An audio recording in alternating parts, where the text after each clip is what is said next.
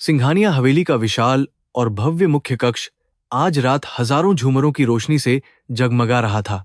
हर तरफ सोने और कीमती पत्थरों की सजावट थी, जो इस परिवार की अपार संपत्ति और शक्ति का प्रतीक थी। यह कोई साधारण शाम नहीं थी, बल्कि शहर के सबसे ताकतवर और खूंखार माने जाने वाले सीईओ आर्यन सिंघानिया की नई पत्नी के स्वागत का समारोह था। हवा में एक अजीब सा तनाव और फुसफुसाहट तैर रही थी, क्योंकि हर कोई उस रहस्यमयी औरत को देखने के लिए बेताब था जिसने आर्यन के ठंडे और कठोर दिल को जीत लिया था। कोई नहीं जानता था कि माया वास्तव में कौन है और वह कहां से आई है, लेकिन उनके चेहरों पर साफ झलक रहा था कि वे इस अजनबी को आसानी से अपने अभिजात्य वर्ग में स्वीकार नहीं करेंगे। माया ने जैसे ही हवेली के मुख्य दरवाजे से अंदर कदम रखा, उसकी शांत और गहरी आंखों ने एक ही पल में पूरे कमरे का जायजा ले लिया। उसने एक बेहद खूबसूरत लेकिन साधारण सी लाल साड़ी पहनी हुई थी, जो वहां मौजूद अन्य महिलाओं के भारी और महंगे कपड़ों से बिल्कुल अलग थी। उसके चेहरे पर कोई डर या हिचकिचाहट नहीं थी, बल्कि एक ऐसी ठंडी और अभेद्य शांति थी जो अक्सर उन लोगों में पाई जाती है जिन्होंने मौत को बहुत करीब से देखा हो।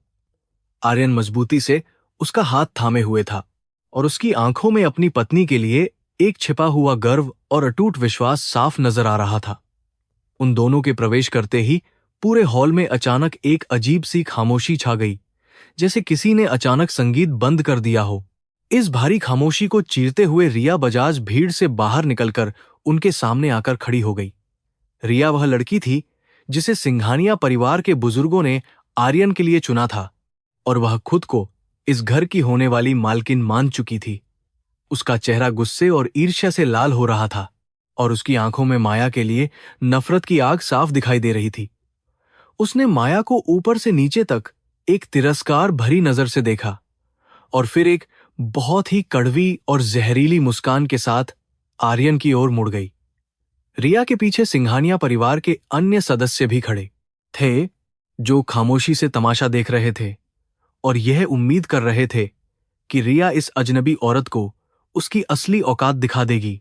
रिया ने अपनी तीखी और चुभने वाली आवाज में कहा कि आर्यन, तुमने इस सड़क छाप औरत को हमारी पवित्र और शाही हवेली में लाकर हमारे पूरे खानदान का अपमान किया है। उसने माया की ओर उंगली उठाते हुए जोर से चिल्लाकर कहा कि तुम जैसी मामूली और नीच औरतें सिर्फ पैसों के लिए बड़े घरों के आदमियों को अपने जाल में फंसाती हैं, लेकिन तुम कभी भी हमारे स्तर तक नहीं पहुंच पाओगी। माया ने रिया की इन जहरीली बातों का कोई जवाब नहीं दिया। वह सिर्फ अपनी जगह पर पूरी तरह से स्थिर और शांत खड़ी रही। माया की इस रहस्यमयी खामोशी ने रिया के गुस्से को और भी ज्यादा भड़का दिया, क्योंकि वह उम्मीद कर रही थी कि माया डर कर रोने लगेगी या आर्यन के पीछे छिपने की कोशिश करेगी। आर्यन का चेहरा गुस्से से कठोर हो गया और उसने रिया को अपनी हद में रहने की चेतावनी दी, लेकिन माया ने बहुत ही कोमलता से आर्यन का हाथ दबाकर उसे शांत रहने का इशारा किया। माया की आंखें रिया के चेहरे पर टिकी थीं, और उन आंखों में कोई इंसानी भावना नहीं थी, बल्कि एक खूंखार शिकारी जैसी चमक थी जो अपने शिकार को अपनी तरफ आते हुए देख रहा हो। रिया को लगा कि माया की यह खामोशी उसकी कमजोरी और डर का संकेत है, इसलिए उसने अपनी हदें पार करने का फैसला किया। उसने माया के करीब आकर उसे धक्का देने की कोशिश की और चिल्लाते हुए कहा कि तुम्हें इसी वक्त इस घर से धक्के मारकर बाहर निकाल देना चाहिए, क्योंकि तुम इस शाही परिवार के लायक बिल्कुल भी नहीं हो। माया ने बहुत ही फुर्ती से खुद को रिया के धक्के से बचाया और अपनी जगह पर वापस स्थिर हो गई। उसका शरीर किसी स्प्रिंग की तरह काम कर रहा था, जिसमें बाहर से कोई हरकत नजर नहीं आती, लेकिन अंदर एक भयानक ऊर्जा छिपी होती है। रिया अब पूरी तरह से अपना आपा खो चुकी थी, और वह किसी भी कीमत पर माया को सबके सामने जलील करना चाहती थी, ताकि वह अपना खोया हुआ सम्मान और आर्यन पर अपना दावा वापस पा सके। हॉल में मौजूद सभी लोग सांस रोके इस तमाशे को देख रहे थे, और परिवार के बुजुर्गों के चेहरों पर एक संतुष्ट मुस्कान थी, क्योंकि उन्हें लग रहा था कि रिया माया को उसकी सही जगह दिखा रही है और आर्यन को अपनी गलती का एहसास करा रही है। अचानक रिया ने अपना दाहिना हाथ हवा में उठाया और पूरी ताकत के साथ माया के गाल पर एक जोरदार थप्पड़ मारने के लिए आगे बढ़ी। यह एक ऐसा पल था जब समय जैसे थम सा गया था और हवेली के विशाल हॉल में मौजूद हर एक व्यक्ति की आंखें फटी की फटी रह गई थीं। लेकिन रिया का हाथ माया के चेहरे तक कभी पहुंच ही नहीं पाया। माया, जिसका अतीत अंडरवर्ल्ड की अंधेरी गलियों और खूनी लड़ाइयों से भरा हुआ था, उसके लिए रिया का यह हमला किसी धीमी गति से चलने वाले दृश्य जैसा था। माया की शारीरिक प्रतिक्रियाएं एक आम इंसान से कहीं ज्यादा तेज और घातक थीं, जिन्हें उसने सालों की कड़ी ट्रेनिंग और जानलेवा संघर्षों के दौरान विकसित किया था। इससे पहले कि कोई कुछ समझ पाता या पलक झपकाता, माया का बायां हाथ बिजली की रफ्तार से उठा और उसने रिया की कलाई को एक लोहे की पकड़ की तरह जकड़ लिया। रिया के चेहरे पर जो घमंड और क्रूरता थी, वह अचानक एक गहरे सदमे और अविश्वास में बदल गई। उसने अपना हाथ छुड़ाने की बहुत कोशिश की, लेकिन माया की पकड़ इतनी मजबूत थी कि रिया को लगा जैसे उसकी हड्डियां भी टूट जाएंगी।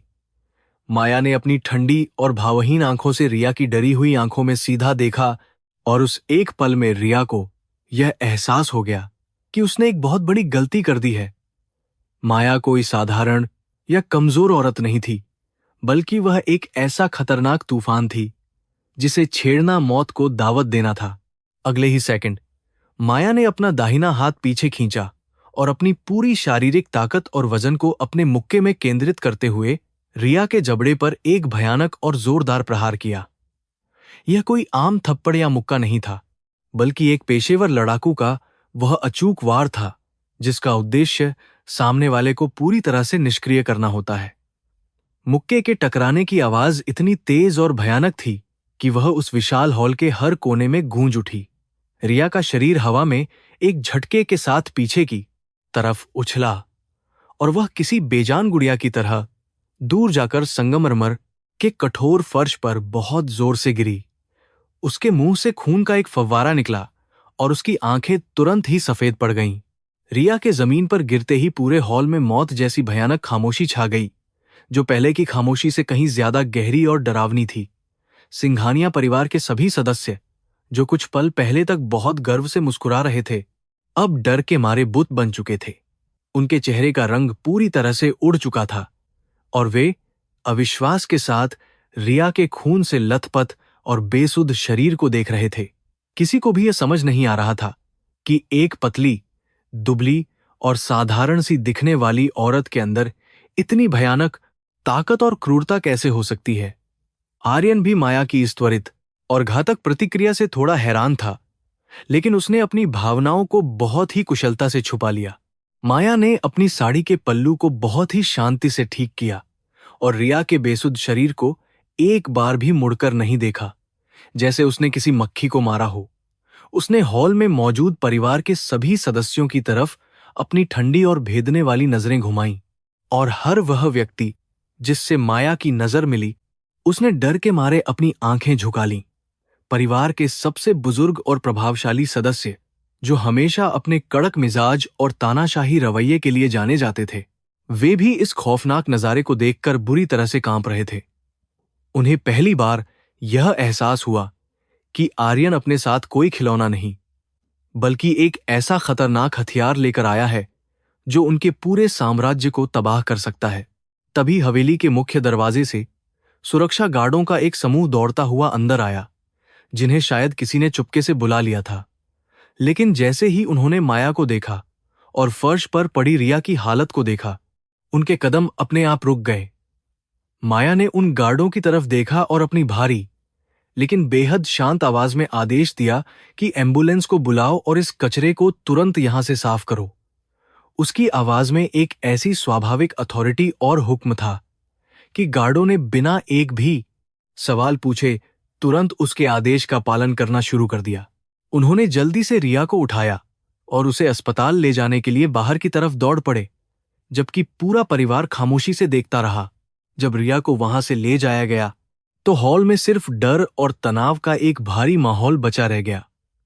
आर्यन ने माया का हाथ और मजबूती से पकड़ लिया और परिवार के सदस्यों की तरफ देखते हुए बहुत ही ठंडे और कठोर लहजे में ऐलान किया। उसने कहा कि मुझे उम्मीद है कि आप सभी को मेरी पत्नी से मिलने का यह पहला अनुभव बहुत अच्छी तरह से याद रहेगा और आगे से कोई भी उससे उलझने की गलती नहीं करेगा। आर्यन के इन शब्दों ने यह पूरी तरह से स्पष्ट कर दिया था कि वह हर हाल में अपनी पत्नी के साथ खड़ा है और अगर किसी ने भी माया के खिलाफ जाने की कोशिश की तो उसे आर्यन के भयानक गुस्से का सामना करना पड़ेगा। परिवार के एक चाचा, जो रिया के परिवार के साथ व्यापारिक संबंध बनाए रखने के लिए इस शादी के सबसे बड़े समर्थक थे, उन्होंने कांपती हुई आवाज में बोलने की कोशिश की। उन्होंने कहा कि आर्यन, तुमने यह बहुत बड़ी गलती की है। रिया का परिवार इस शहर का सबसे ताकतवर परिवार है और वे इस अपमान का बदला जरूर लेंगे। तुम इस औरत की वजह से पूरे खानदान को खतरे में डाल रहे हो। माया ने चाचा की तरफ देखा और उसके होठों पर एक बहुत ही ठंडी और खतरनाक मुस्कान उभर आई, जिसने चाचा के खून को जमा दिया। उसने बहुत ही शांत और धीमी आवाज में कहा कि मुझे खतरे बहुत पसंद हैं और जो भी मेरे या मेरे पति के रास्ते में आएगा उसका अंजाम रिया से भी ज्यादा भयानक होगा। माया के इस खुले और बेखौफ खतरे ने पूरे परिवार की आत्मा को झकझोर कर रख दिया। वे जिस दुनिया में रहते थे वहां लड़ाइयां पैसों, मुकदमों और गंदी राजनीति से लड़ी जाती थीं, लेकिन माया उस दुनिया से आई थी जहां ताकत का फैसला सीधे खून और मौत से होता था। उन्हें समझ आ गया था कि माया के साथ कोई भी दिमागी खेल खेलना या उसे डराने की कोशिश करना उनकी जिंदगी की सबसे बड़ी भूल साबित हो सकती है। हवेली का वह भव्य और आलीशान कक्ष, जो कुछ समय पहले तक उनके घमंड और शक्ति का प्रतीक था, अब उन्हें एक जेल की तरह लगने लगा था, जहां वे एक खूंखार शिकारी के साथ बंद हो गए थे।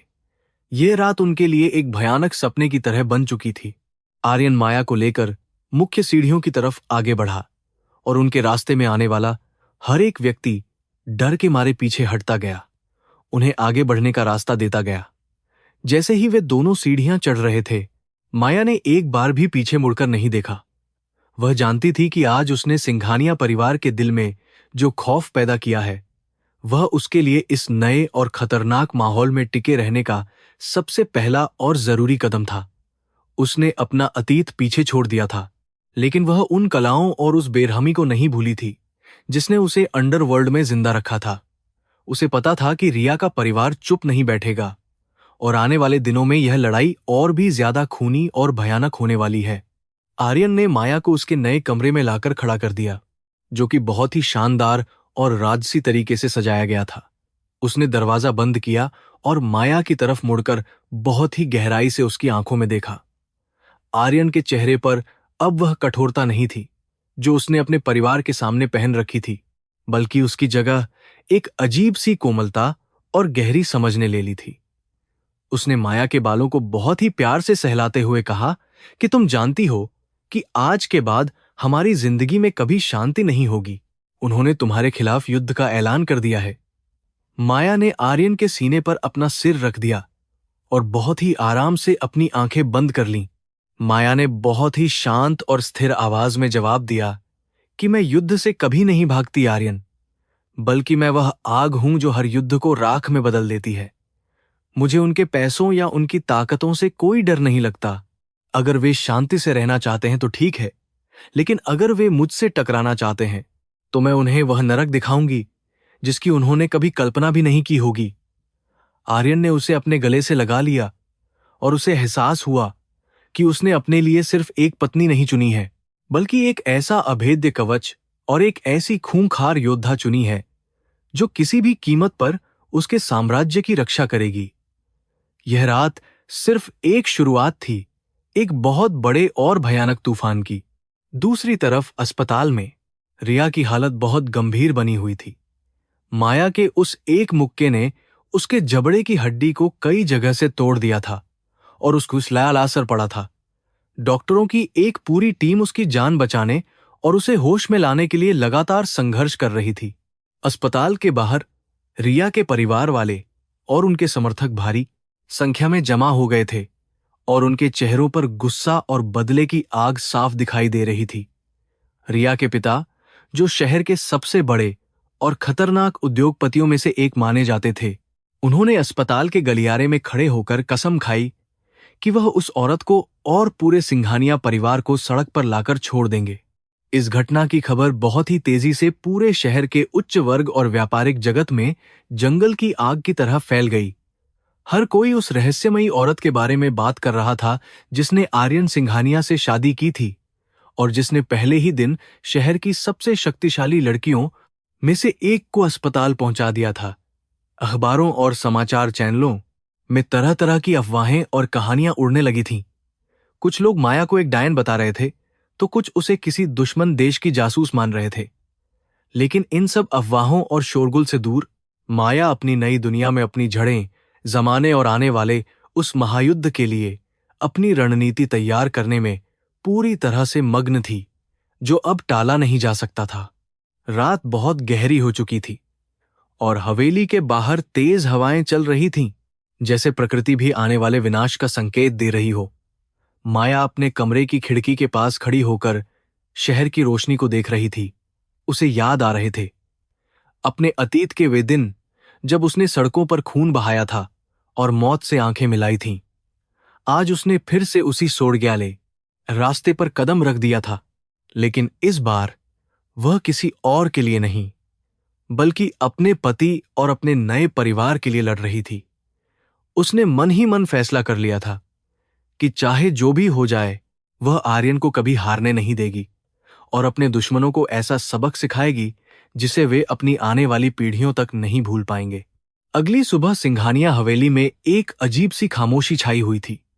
परिवार के सभी बुजुर्ग और प्रभावशाली सदस्य बहुत ही गंभीरता के साथ गुप्त बैठक कक्ष में इकट्ठा हो गए थे। उनके चेहरों पर बीती रात का डर अब पूरी तरह से एक गहरे और खतरनाक गुस्से में बदल चुका था। रिया के अस्पताल जाने के बाद बजाज परिवार ने खुले तौर पर सिंघानिया साम्राज्य के खिलाफ भयंकर युद्ध की घोषणा कर दी थी।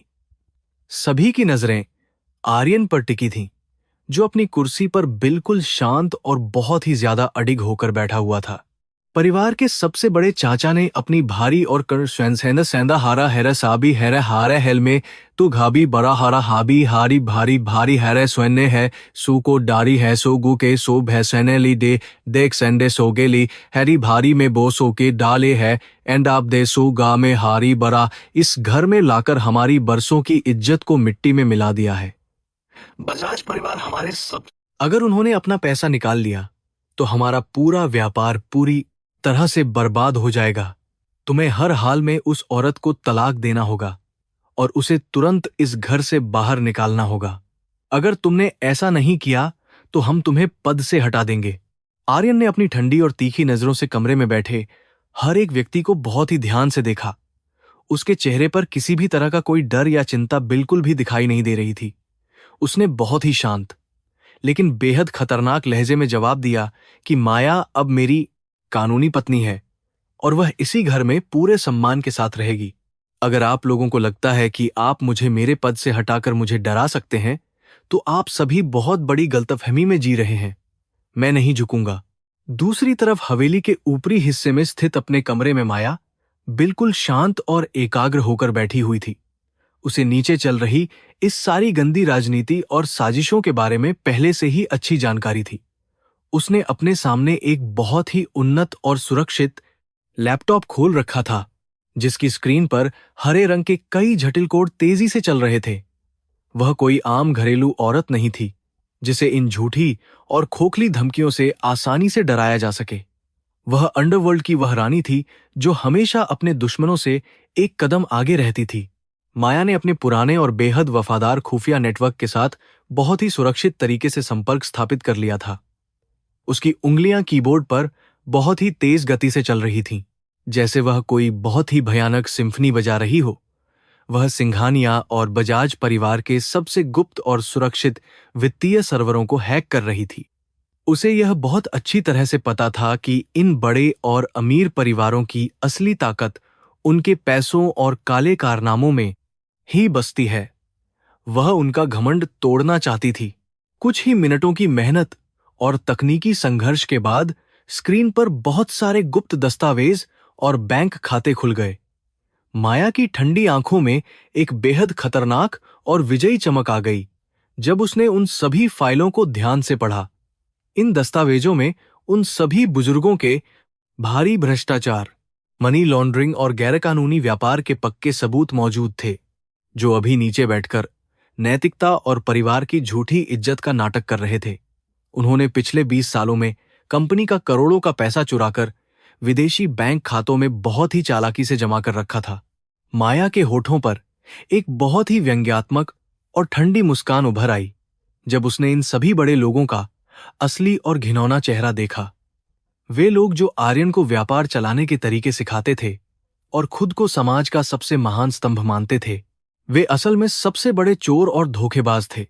बजाज परिवार भी इस गंदे खेल में पूरी तरह से शामिल था और उन्होंने मिलकर कई छोटी कंपनियों को बहुत ही बेरहमी से बर्बाद किया था। माया ने तेजी से इन सभी दस्तावेजों को एक सुरक्षित सर्वर पर अपलोड करना शुरू कर दिया। उसी समय नीचे बैठक कक्ष में माहौल और भी ज्यादा तनावपूर्ण और आक्रामक होता जा रहा था। परिवार के एक अन्य सदस्य ने आर्यन पर दबाव डालते हुए कहा कि तुम भावनाओं में बहकर अपनी सोचने समझने की पूरी क्षमता खो चुके हो। रिया एक बहुत ही अच्छी और संस्कारी लड़की थी जो हमारे इस महान परिवार की इज्जत को और भी ज्यादा बढ़ा सकती थी, लेकिन तुमने एक ऐसी औरत को चुना है जिसके खून में ही सिर्फ हिंसा और अपराध भरा हुआ है। हम तुम्हारे पागलपन की वजह से साम्राज्य दांव पर नहीं लगा सकते। आर्यन अपनी जगह से खड़ा हो गया और उसकी लंबी और मजबूत कद काठी ने पूरे कमरे में एक गहरा खौफ पैदा कर दिया। उसने बहुत ही भारी और दबंग आवाज में जवाब दिया कि माया मेरी पसंद है और मैं अपने फैसलों के लिए आप में से किसी को भी कोई स्पष्टीकरण देने के लिए बाध्य नहीं हूं। अगर आप लोगों को लगता है कि रिया बहुत संस्कारी थी, तो आप उसकी उस नीच हरकत को भूल गए हैं जो उसने कल रात माया के साथ करने की कोशिश की थी। माया ने सिर्फ अपना बचाव किया था और कुछ भी नहीं। परिवार के सबसे बड़े चाचा अब पूरी तरह से आगबूला हो चुके थे और उन्होंने मेज पर जोर से अपना हाथ मारा। उन्होंने बहुत ही जोर से चिल्लाते हुए ऐलान किया कि अगर तुम इस तरह से अपनी जिद पर अड्डे रहे तो हम सभी बोर्ड ऑफ डायरेक्टर्स की एक विशेष और आपातकालीन बैठक बुलाएंगे। हमारे पास कंपनी के सबसे ज्यादा शेयर हैं और हम मतदान के जरिए तुम्हें सीईओ की कुर्सी से हमेशा के लिए बाहर फेंक देंगे। हम तुम्हारे अकेले के पागलपन की वजह से अपने इस विशाल साम्राज्य को डूबने नहीं देंगे। ठीक उसी समय बैठक कक्ष का भारी और विशाल लकड़ी का दरवाजा बहुत ही तेज आवाज के साथ अचानक से खुल गया। सभी लोगों की नजरें तुरंत दरवाजे की तरफ घूम गईं और वहां माया पूरे आत्मविश्वास और शाही अंदाज के साथ खड़ी हुई थी।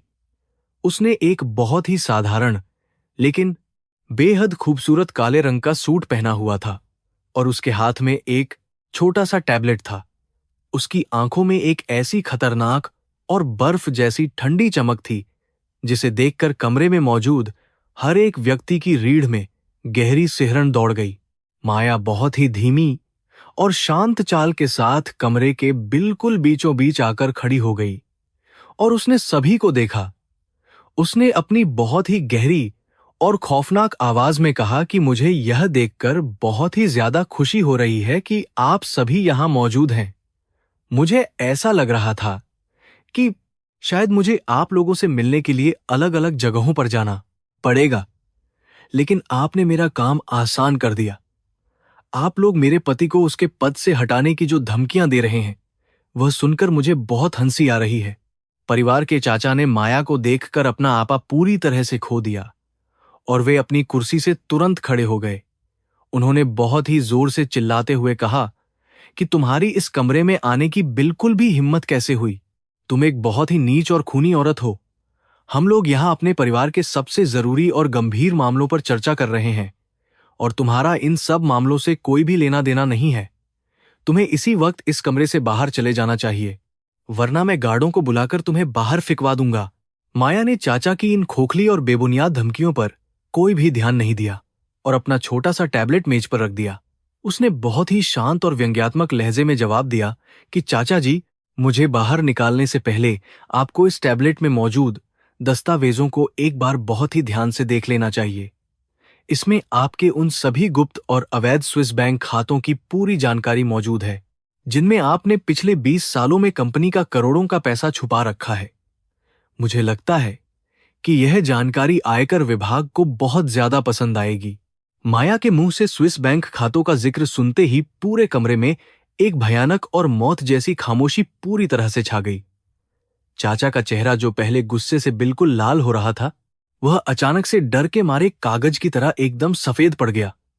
उनके माथे पर पसीने की बहुत ही ठंडी और बड़ी बूंदें साफ तौर पर चमकने लगी थीं और उनके पैर बुरी तरह से कांपने लगे थे।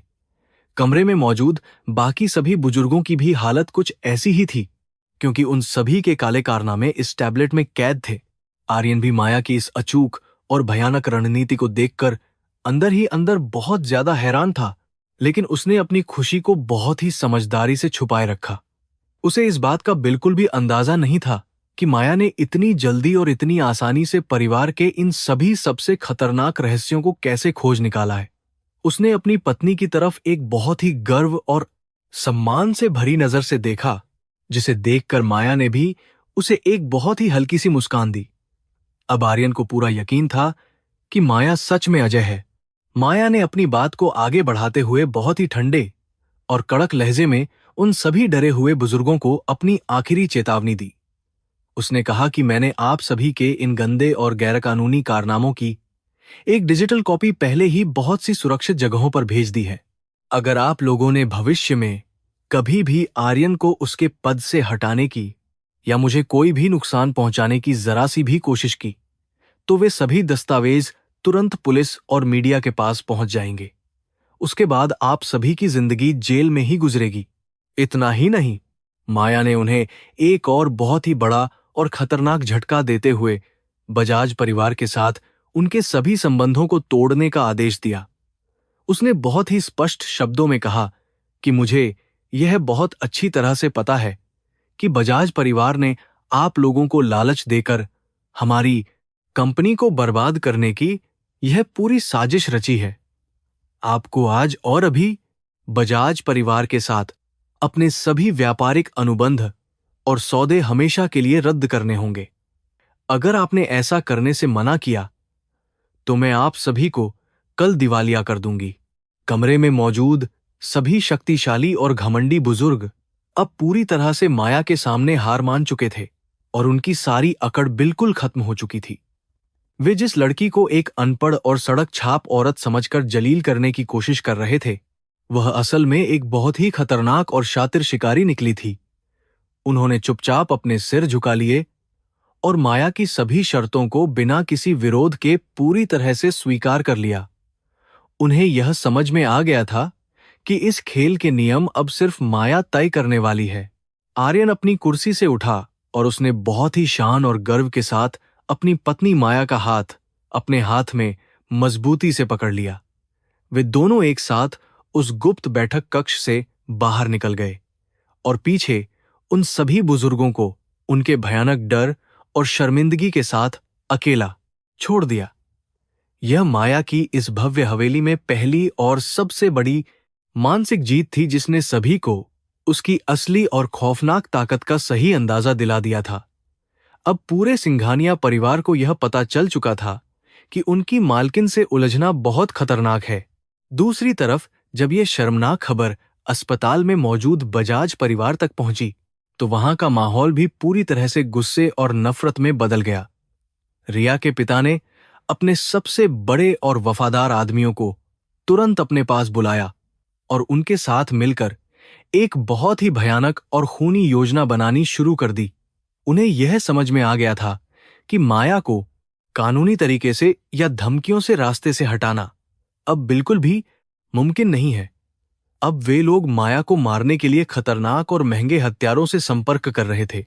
रात के उस भयानक और गहरे सन्नाटे में माया अपने कमरे की बालकनी में खड़ी होकर आसमान में चमकते हुए तारों को बहुत ही शांति से देख रही थी। आर्यन उसके पीछे आकर खड़ा हो गया और उसने अपने मजबूत हाथों से माया को अपनी बाहों में बहुत ही प्यार से भर लिया। आर्यन ने कहा कि आज तुमने जो कुछ भी किया है उसने हमारे दुश्मनों की नींद पूरी तरह से उड़ा दी है, लेकिन अब खतरा और भी ज्यादा बढ़ गया है। माया ने मुस्कुराते हुए जवाब दिया कि मैं खतरों से खेलने की बहुत पुरानी खिलाड़ी हूं। माया ने बहुत ही गहरी सांस ली और शहर की चमकती हुई रोशनियों को बहुत ही ध्यान से देखते हुए अपनी बात को आगे बढ़ाया। उसने आर्यन से कहा कि ये जो सारे अमीर और ताकतवर लोग हैं, वे असल में सिर्फ अपनी झूठी शान और पैसों के दम पर ही उछलते हैं। लेकिन जब उनकी असली कमजोरियां और उनके भयानक रहस्य दुनिया के सामने आने लगते हैं, तो वे किसी डरे हुए जानवर की तरह कांपने लगते हैं। बजाज परिवार को लगता है कि वे हमें बर्बाद कर सकते हैं, लेकिन उन्हें मेरे असली रूप का बिल्कुल भी अंदाजा नहीं है। आर्यन ने माया के माथे पर एक बहुत ही प्यार भरा चूम लिया और उसे यह एहसास दिलाया कि वह हर कदम पर उसके साथ पूरी मजबूती से खड़ा है। वे दोनों इस बात को बहुत ही अच्छी तरह से जानते थे कि आज रात की यह भारी जीत सिर्फ एक छोटी सी शुरुआत है और असली युद्ध अभी बाकी है। कल का सवेरा अपने साथ बहुत सारी नई मुसीबतें और जानलेवा हमले लेकर आने वाला था, जिनके लिए वे दोनों पूरी तरह से तैयार थे। यह रात उनके लिए तूफान से पहले की सबसे खूबसूरत शांति थी। सिंघानिया समूह के भव्य और गगनचुंबी मुख्यालय में आज सुबह से ही एक बहुत ही अजीब और तनावपूर्ण माहौल बना हुआ था। कंपनी के सबसे बड़े और महत्वपूर्ण निवेशक बजाज परिवार ने अपने सभी वित्तीय अनुबंधों को अचानक रद्द करने की आधिकारिक घोषणा कर दी थी। शेयर बाजार में सिंघानिया समूह के शेयर बहुत ही तेजी से गिरने लगे थे और मीडिया में कंपनी के दिवालिया होने की झूठी खबरें आग की तरह फैल रही थीं। कंपनी के सभी कर्मचारी बहुत डरे हुए थे और उन्हें अपनी नौकरी जाने का बहुत ज्यादा डर सता रहा था। मुख्यालय की सबसे ऊपरी मंजिल पर स्थित बहुत ही शानदार और वातानुकूलित बोर्ड रूम में एक बहुत ही महत्वपूर्ण आपातकालीन बैठक चल रही थी। कंपनी के सभी पुराने और प्रभावशाली बोर्ड सदस्य बहुत ही गुस्से में आर्यन सिंघानिया की तरफ घूर रहे थे।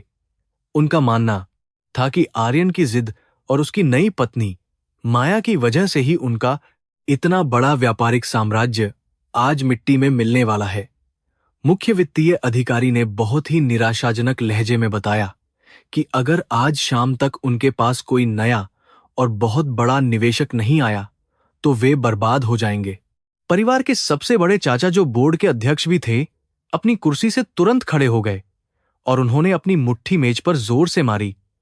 उन्होंने बहुत ही तीखी और अपमानजनक आवाज में आर्यन से कहा कि तुम्हारे पास अब खुद को और इस कंपनी को बचाने का सिर्फ एक ही रास्ता बचा है। तुम्हें तुरंत अपने मुख्य कार्यकारी अधिकारी के पद से इस्तीफा देना होगा और सभी कानूनी अधिकार हमें सौंपने होंगे। हम बजाज परिवार के सामने हाथ जोड़कर माफी मांगेंगे और शायद वे हम पर दया खाकर अपना फैसला वापस ले लें और हमें बचा लें। आर्यन अपनी आलीशान चमड़े की कुर्सी पर बिल्कुल शांत और बहुत ही आरामदायक स्थिति में बैठा हुआ था और उसके चेहरे पर एक हल्की सी मुस्कान थी। उसने अपने सामने रखे हुए कांच के गिलास से थोड़ा सा पानी पिया और फिर उन सभी घबराए हुए बुजुर्गों की तरफ बहुत ही ध्यान से देखा। आर्यन ने बहुत ही ठंडी और अडिग आवाज में जवाब दिया कि सिंघानिया कभी भी किसी के सामने भीख नहीं मांगते और न ही मैं अपना पद किसी भी कीमत पर छोड़ने वाला हूं। बजाज परिवार की यह चाल बहुत जल्द पूरी तरह नाकाम हो जाएगी। कमरे में मौजूद बाकी सभी सदस्यों ने आर्यन की इस बात पर बहुत ही जोर से चिल्लाना शुरू कर दिया और पूरा कमरा एक मछली बाजार की तरह शोरगुल से भर गया। वे लोग आर्यन को पागल और जिद्दी कहने लगे और तुरंत मतदान करके उसे कंपनी से बाहर निकालने की मांग करने लगे। ठीक उसी समय कमरे का बहुत ही भारी और बड़ा कांच का दरवाजा एक बहुत ही जोरदार आवाज के साथ खुला। सभी लोगों की नजरें तुरंत दरवाजे की तरफ घूमी और वहां माया अपने बहुत ही शानदार और दबंग अंदाज में खड़ी हुई थी।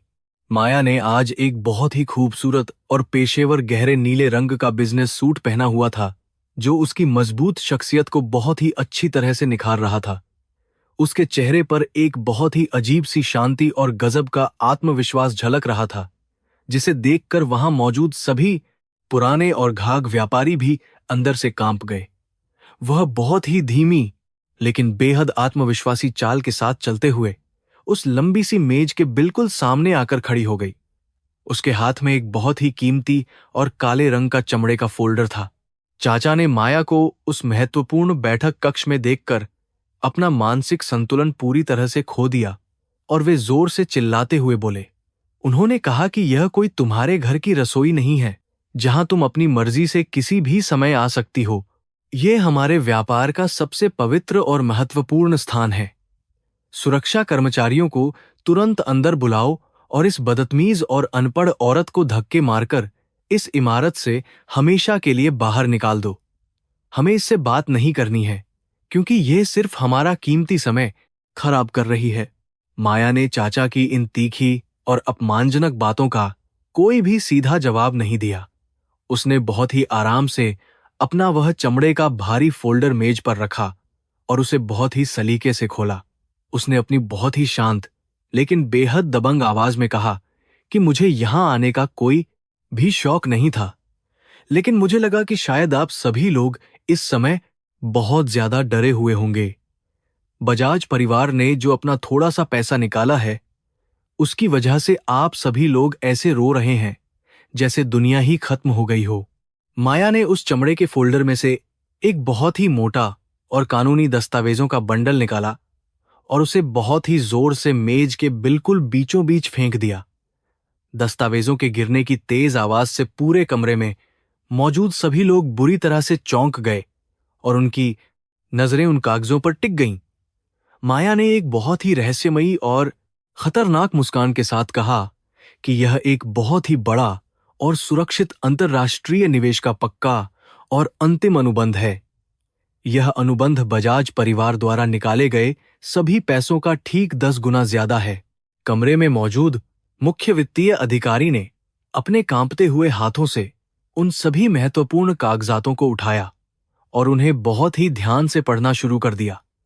जैसे जैसे वह उन दस्तावेजों को पढ़ रहा था, उसके चेहरे का रंग बहुत ही तेजी से बदल रहा था और उसकी आंखें पूरी तरह से फटी की फटी रह गई थीं।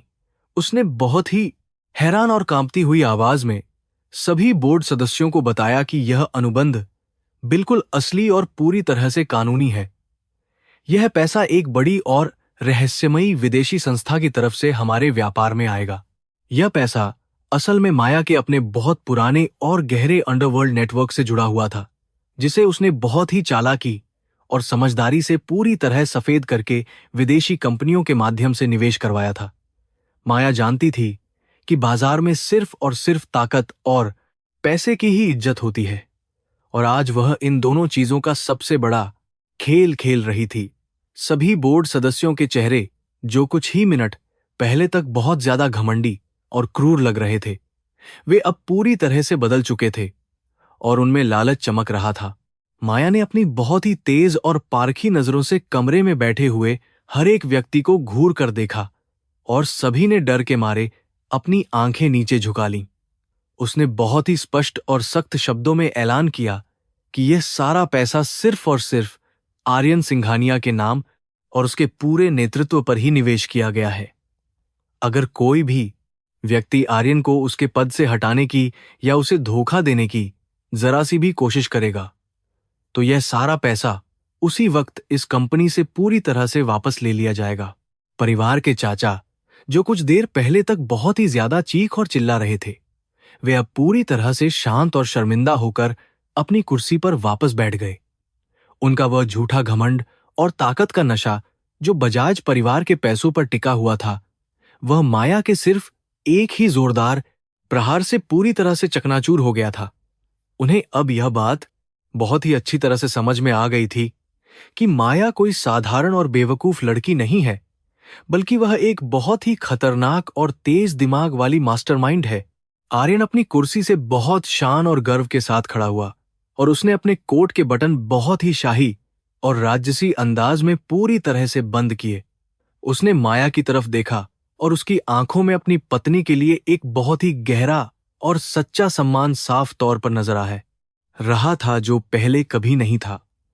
आर्यन ने अपनी बहुत ही भारी और अधिकारपूर्ण आवाज में कमरे में मौजूद सभी लोगों से कहा कि आज से इस कंपनी के सभी सबसे बड़े और महत्वपूर्ण फैसले सिर्फ मैं और मेरी पत्नी माया मिलकर ही लेंगे। आर्यन ने बहुत ही सख्त लहजे में सभी को चेतावनी देते हुए कहा कि अगर किसी को भी हमारे इस नए और मजबूत नेतृत्व से कोई भी परेशानी या आपत्ति है तो वह अपना इस्तीफा आज ही मेज पर रखकर हमेशा के लिए इस कंपनी से जा सकता है। कमरे में एक बार फिर से मौत जैसी भयानक और गहरी खामोशी छा गई और किसी भी बोर्ड सदस्य की इतनी भी हिम्मत नहीं हुई कि वह आर्यन की इस बात का जरा सा भी विरोध कर सके। वे सभी लोग अब पूरी तरह से अपनी हार मान चुके थे। माया ने आर्यन की तरफ देखकर एक बहुत ही हल्की सी मुस्कान दी और फिर अपना चमड़े का वह खाली फोल्डर उठाकर बहुत ही शान से वहां से मुड़ गई। आर्यन भी अपनी जगह से बाहर निकला और उसने माया का हाथ बहुत ही मजबूती से अपने हाथ में पकड़ लिया और वे दोनों एक आर्यन भी अपनी जगह से बाहर निकला, साथ उस विशाल और आलीशान बोर्ड रूम से बाहर निकल गए। पीछे मुड़कर किसी ने भी उन डरे हुए और हारे हुए बुजुर्गों की तरफ नहीं देखा, जो अब अपनी लालच और बेवकूफी पर बहुत ही ज्यादा पछता रहे थे और रो रहे थे। दूसरी तरफ जब यह बहुत ही बड़ी और भयानक खबर शहर के सबसे बड़े अस्पताल में मौजूद बजाज परिवार तक पहुंची तो उनके पैरों के नीचे से जमीन खिसक गई। रिया के पिता, जो कुछ ही घंटों पहले तक बहुत ही ज्यादा खुश हो रहे थे और सिंघानिया समूह को बर्बाद करने के सपने देख रहे थे, वे अब पूरी तरह से सदमे में थे। उन्हें इस बात का बिल्कुल भी अंदाजा नहीं था कि माया रातों रात इतना सारा पैसा और इतनी बड़ी अंतरराष्ट्रीय ताकत कहां से और कैसे लेकर आ सकती है। यह उनके लिए असंभव था। बजाज परिवार को अब यह बहुत अच्छी तरह से समझ में आ गया था कि माया सिर्फ एक शारीरिक रूप से मजबूत और लड़ने वाली औरत ही नहीं है, बल्कि वह एक बहुत ही चालाक रणनीतिकार भी है। उन्होंने व्यापारिक दुनिया में अपनी सबसे बड़ी और अहम चाल चली थी, लेकिन माया ने बिना किसी खून खराबे के उनकी उस चाल को बहुत ही आसानी से पूरी तरह से नाकाम कर दिया था। रिया के पिता ने अपने सबसे खास आदमियों को बुलाया और कहा कि यह लड़ाई अब पैसे और व्यापार से बहुत ही ज्यादा आगे बढ़ चुकी है। रिया के पिता ने बहुत ही गहरे गुस्से और नफरत के साथ अपने फोन से एक बहुत ही खूंखार और जाने माने अंतरराष्ट्रीय हत्यारे को सीधे संपर्क किया। उन्होंने उस हत्यारे को माया की तस्वीर भेजी और कहा कि मुझे यह लड़की हर हाल में खत्म चाहिए और इसके लिए मैं तुम्हें मुंह मांगी और बहुत बड़ी कीमत देने को पूरी तरह से तैयार हूं। वे अब समझ चुके थे कि माया को सीधे व्यापारिक मैदान में या कानूनी तरीके से हराना उनके बस की बात बिल्कुल भी नहीं है। इसलिए उन्होंने अंधेरे का रास्ता चुना। रात के समय सिंघानिया हवेली के बहुत ही शांत और खूबसूरत बगीचे में माया और आर्यन एक साथ बैठे हुए थे और बहुत ही महंगी और पुरानी शराब पी रहे थे।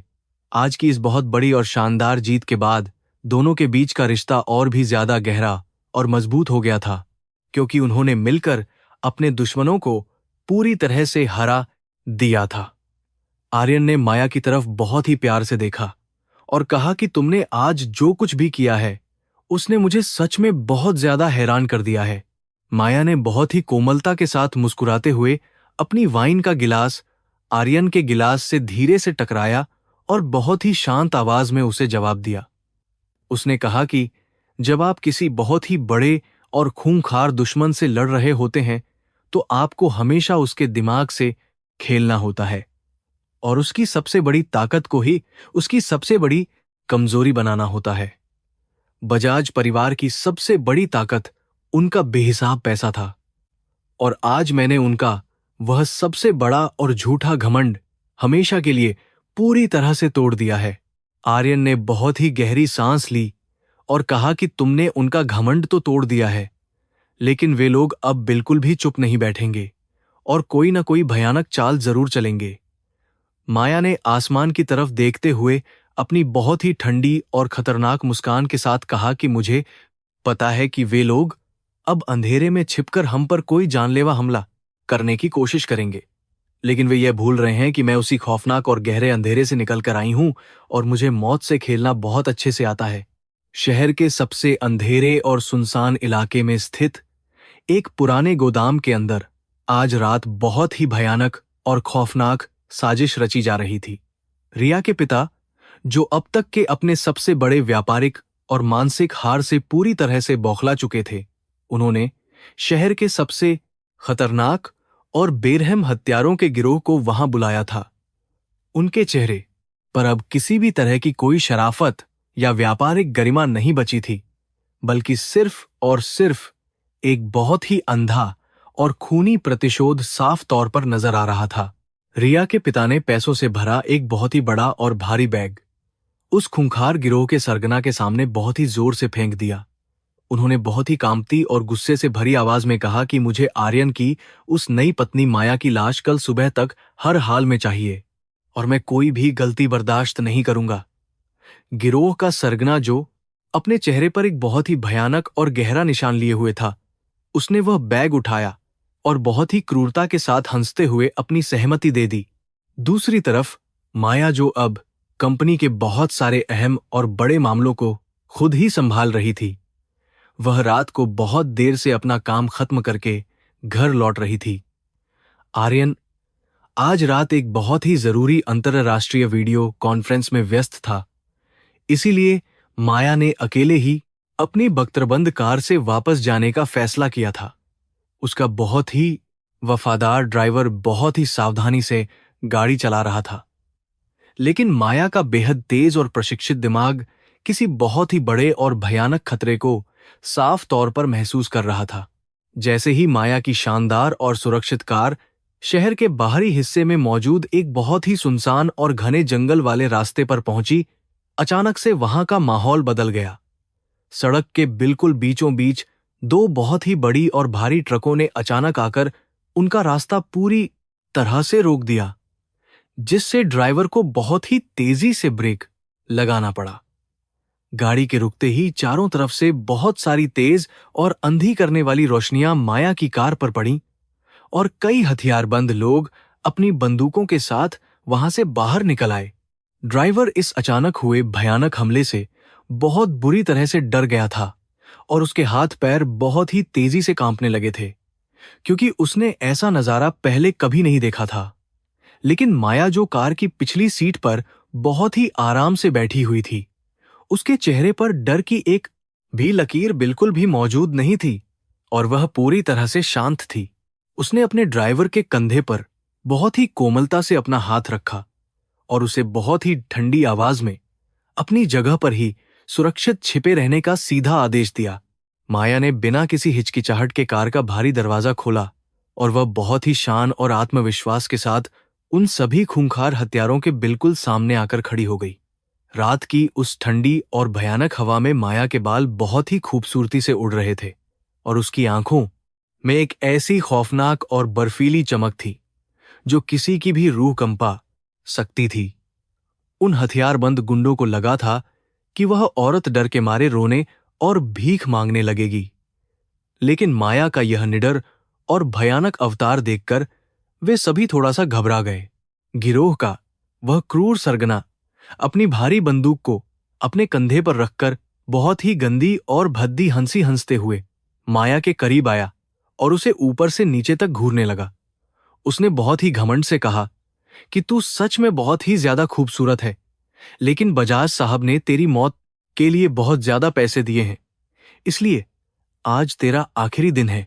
माया ने उसकी इन भद्दी बातों का कोई भी जवाब नहीं दिया, बल्कि उसने बहुत ही आराम से अपने महंगे कोट के बटन खोले और उसे उतारकर अपनी कार के ऊपर रख दिया।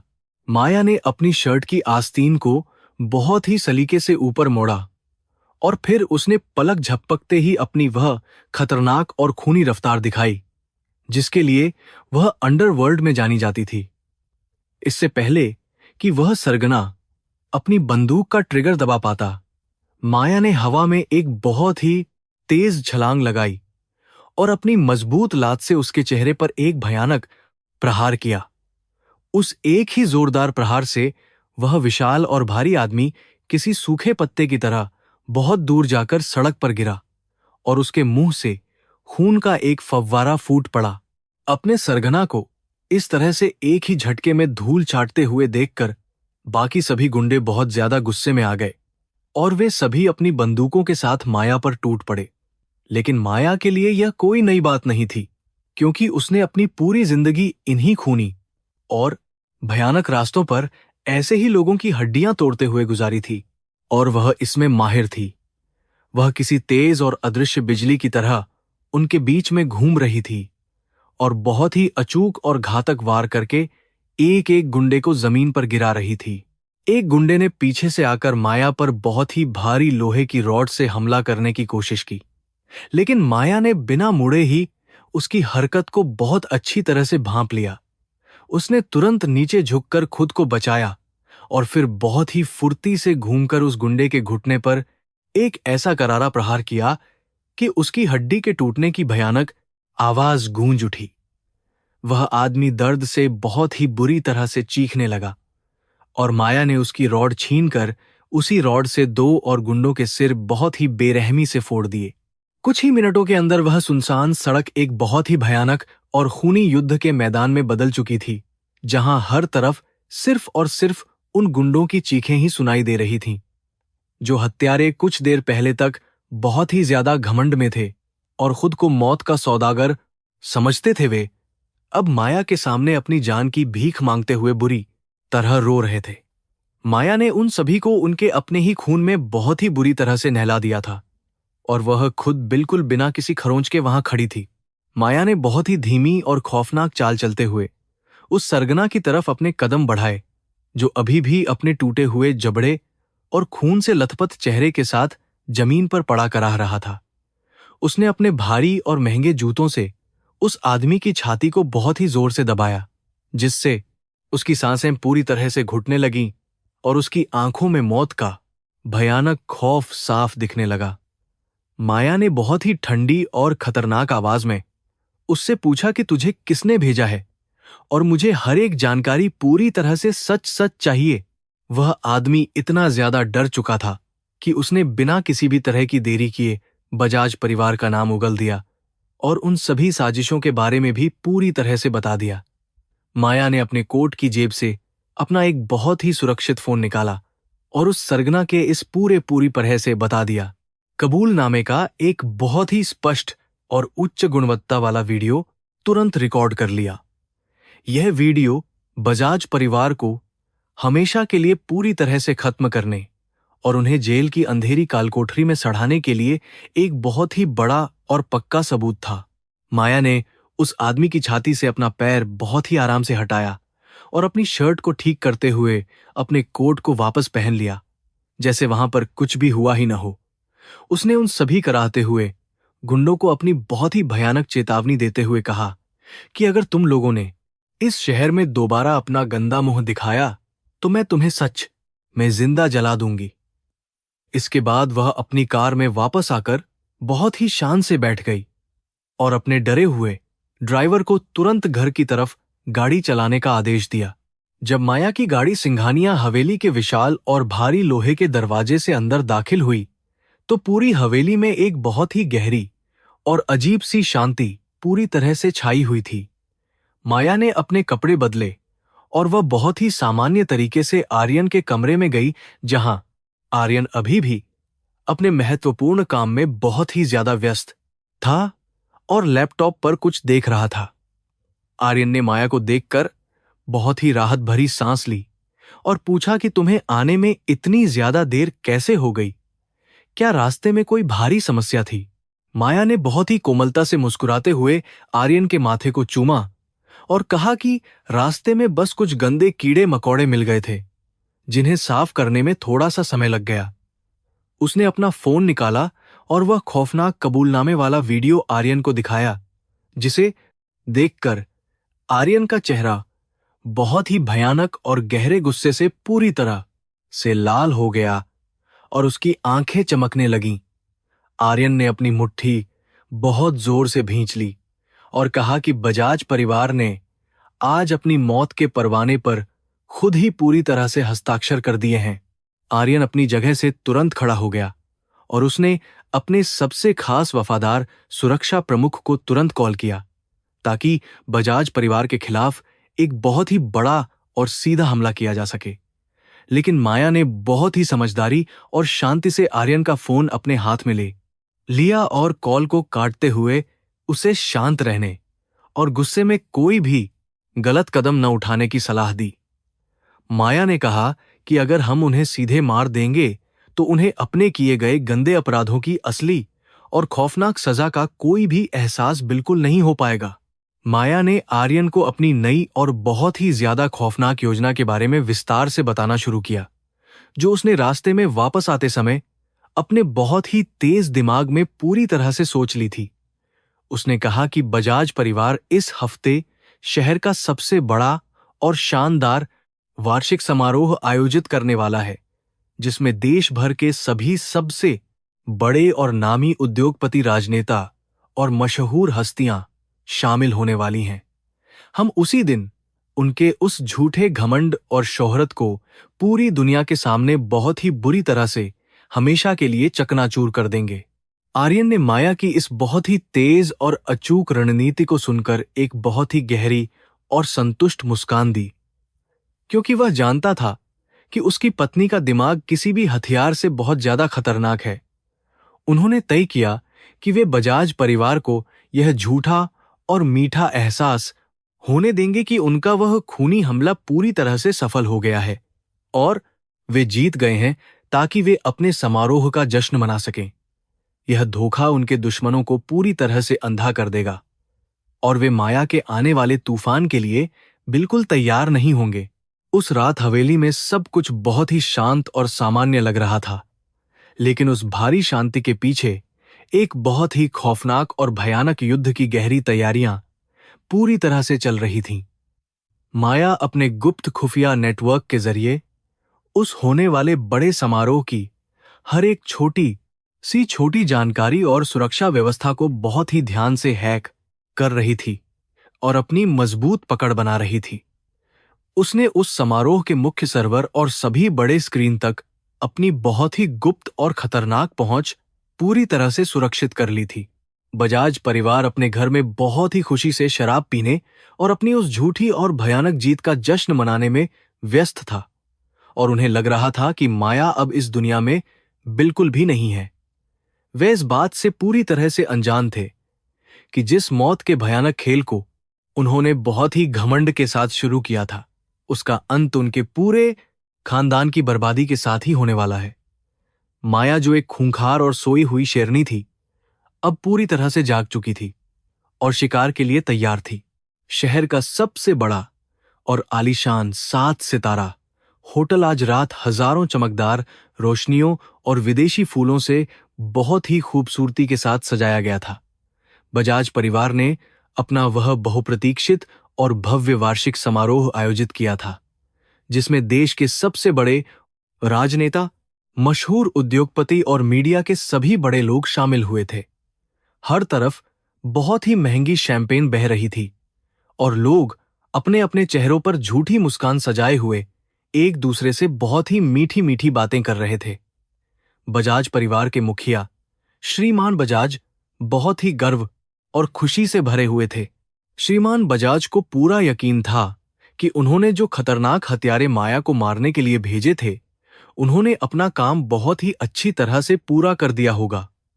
हालांकि उन्हें अभी तक उस हत्यारे सरगना का कोई भी पुख्ता संदेश नहीं मिला था, लेकिन उनके अहंकार ने उन्हें यह मानने पर मजबूर कर दिया था कि माया जैसी साधारण औरत उनके खूंखार आदमियों के सामने 1 मिनट भी नहीं टिक सकती। उन्होंने इस भव्य पार्टी में मीडिया को खास तौर पर इसलिए बुलाया था ताकि वे अपनी झूठी शान का दिखावा पूरी दुनिया के सामने बहुत ही अच्छी तरह कर सकें। अपनी जीत को लेकर बहुत ज्यादा आश्वस्त होने के बावजूद बजाज ने एक और बहुत ही नीच और गंदी योजना बना रखी थी, ताकि अगर माया किसी तरह बच भी जाए तो उसे हमेशा के लिए खत्म किया जा सके। उन्होंने पुलिस के कुछ भ्रष्ट अधिकारियों को भारी रिश्वत देकर खरीद लिया था और माया के खिलाफ नशीले पदार्थों की तस्करी का एक बहुत ही झूठा लेकिन मजबूत मामला तैयार करवाया था। वे चाहते थे कि आज रात सबके सामने माया को गिरफ्तार करवाया जाए, जिससे पूरे सिंघानिया परिवार की इज्जत हमेशा के लिए मिट्टी में मिल जाए और वे बर्बाद हो जाएं। पार्टी बहुत ही शानदार तरीके से चल रही थी और धीमी संगीत की धुन पर लोग नाच रहे थे कि तभी अचानक होटल के मुख्य दरवाजे पर एक बहुत ही भारी खामोशी छा गई। सभी मेहमानों की नजरें उस विशाल दरवाजे की तरफ घूम गईं, जहां से आर्यन सिंघानिया और उसकी नई पत्नी माया बहुत ही शाही और दबंग अंदाज में अंदर दाखिल हो रहे थे। माया ने आज रात एक बहुत ही खूबसूरत और गहरे लाल रंग का गाउन पहना हुआ था, जो उसकी कातिलाना शख्सियत को और भी ज्यादा खतरनाक और आकर्षक बना रहा था। माया को बिल्कुल सही सलामत और इतनी ज्यादा खूबसूरती के साथ अपने सामने खड़ा देखकर श्रीमान बजाज के पैरों के नीचे से पूरी तरह जमीन खिसक गई और उनका चेहरा कागज की तरह सफेद पड़ गया। उनके हाथ में मौजूद शैंपेन का कीमती गिलास छूटकर फर्श पर गिर गया और उसके टुकड़े चारों तरफ बिखर गए, लेकिन किसी ने भी उस आवाज पर बिल्कुल भी ध्यान नहीं दिया। वे कांपते हुए होंठों से माया को घूर रहे थे, क्योंकि उन्हें यह समझ नहीं आ रहा था कि वह खूंखार हत्यारों के उस जानलेवा जाल से जिंदा बाहर कैसे निकलकर आ गई। आर्यन ने माया की कमर पर अपना हाथ बहुत ही मजबूती और गर्व के साथ रखा हुआ था और वे दोनों बिल्कुल राजा और रानी की तरह भीड़ को चीरते हुए आगे बढ़ रहे थे। माया की आंखों में एक बहुत ही ठंडी और खतरनाक चमक थी और उसके होठों पर एक ऐसी रहस्यमयी मुस्कान थी जिसे देखकर पार्टी में मौजूद हर एक इंसान की रूह अंदर तक कांप उठी थी। वहां मौजूद सिंघानिया परिवार के पुराने सदस्य भी माया को देखकर बहुत बुरी तरह से घबरा गए थे और उन्होंने डर के मारे अपनी आंखें तुरंत नीचे झुका ली थीं। माया बहुत ही धीमी और आत्मविश्वासी चाल चलते हुए सीधे श्रीमान बजाज के बिल्कुल सामने जाकर खड़ी हो गई और उसने अपनी तीखी नजरों से उन्हें बहुत ही गहराई से घूरना शुरू कर दिया। उसने बहुत ही शांत लेकिन व्यंग्यात्मक लहजे में कहा कि बजाज साहब, मुझे ऐसा लग रहा है कि आप मुझे यहां देखकर बिल्कुल भी खुश नहीं हैं। क्या आपको किसी और खास मेहमान का इंतजार था? बजाज के माथे पर पसीने की बड़ी बड़ी बूंदें साफ तौर पर चमकने लगी थीं और वह अपनी घबराहट को छुपाने की बहुत ही नाकाम कोशिश पूरी तरह से कर रहे थे। श्रीमान बजाज ने अपनी उस भारी घबराहट पर किसी तरह काबू पाया और अपने उस भ्रष्ट पुलिस अधिकारी की तरफ एक बहुत ही गुप्त और तेज इशारा किया जो पार्टी में पहले से मौजूद था। वह अधिकारी तुरंत अपने कुछ हथियारबंद पुलिस वालों के साथ आगे आया और उसने आर्यन और माया का रास्ता बहुत ही बदतमीजी के साथ रोकते हुए उन्हें वहीं पर खड़े रहने का सख्त आदेश दिया। पूरी पार्टी में मौजूद सभी मीडिया वाले तुरंत अपने बड़े बड़े कैमरे लेकर उस तरफ दौड़ पड़े ताकि वे इस बहुत ही बड़े तमाशे को अपने कैमरों में रिकॉर्ड कर सकें। उस भ्रष्ट पुलिस अधिकारी ने बहुत ही ऊंची और कड़क आवाज में ऐलान किया कि हमें एक बहुत ही पुख्ता गुप्त सूचना मिली है कि माया सिंघानिया एक बहुत बड़े अंतरराष्ट्रीय ड्रग सिंडिकेट की मुखिया है। उसने कहा कि हमारे पास इस बात के पक्के सबूत हैं कि माया ने आज इस पार्टी में बहुत ही भारी मात्रा में अवैध नशीले पदार्थ अपने साथ छुपाकर लाए हैं, जिन्हें वह यहां बेचना चाहती है। यह सुनते ही पार्टी में मौजूद सभी अमीर मेहमान बहुत जोर से हांफने लगे और चारों तरफ एक बहुत ही भयानक और डरावनी फुसफुसाहट शुरू हो गई। श्रीमान बजाज ने तुरंत इस मौके का फायदा उठाया और बहुत ही झूठे और नाटकीय अंदाज में अपनी छाती पीटते हुए आर्यन की तरफ देखकर जोर जोर से चिल्लाना शुरू कर दिया ताकि सब सुन सकें। उन्होंने कहा कि आर्यन, मैंने तुम्हें पहले ही चेतावनी दी थी कि यह सड़क छाप औरत एक बहुत ही गंदी और खूंखार अपराधी है, लेकिन तुमने मेरी एक भी बात नहीं मानी और इसे अपना लिया। आज इस नीच औरत ने हमारे समाज के सामने न सिर्फ तुम्हारा बल्कि हम सभी का सिर हमेशा के लिए शर्म से बहुत ही बुरी तरह नीचे झुका दिया है। पुलिस अधिकारी ने माया के हाथ से उसका बहुत ही कीमती डिजाइनर पर्स छीनने की कोशिश की, लेकिन माया ने बहुत ही फुर्ती से अपना हाथ पीछे खींच लिया और उसे एक जोरदार धक्का दे दिया। माया के चेहरे पर कोई भी डर या चिंता बिल्कुल भी नहीं थी, बल्कि वह बहुत ही जोर से और बेखौफ होकर हंसने लगी, जिसकी वजह से वह पूरा विशाल हॉल पूरी तरह से शांत हो गया। उसने अपनी बहुत ही ठंडी और दबंग आवाज में कहा कि मुझे बहुत ही अच्छी तरह से पता था कि आप लोग आज रात यही गंदा खेल खेलने वाले हैं। माया ने बहुत ही आराम से अपना वह खूबसूरत पर्स खोला और उसे पूरी तरह से उल्टा करके उसकी सारी चीजें उस शानदार और साफ फर्श पर बहुत ही जोर से गिरा दी। उस पर्स में से सिर्फ उसका फोन, एक बहुत ही महंगी लिपस्टिक और कुछ सामान्य कागजात के अलावा और कुछ भी नहीं निकला। वहां कोई भी नशीला पदार्थ या गैरकानूनी चीज बिल्कुल भी मौजूद नहीं थी।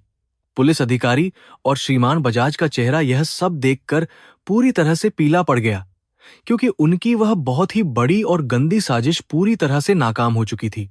माया ने अपनी बहुत ही खतरनाक और तेज आंखों से उन सभी मीडिया वालों के कैमरों की तरफ देखा और कहा कि आप सभी लोग आज रात यहां किसी बहुत ही बड़े तमाशे की उम्मीद कर रहे थे।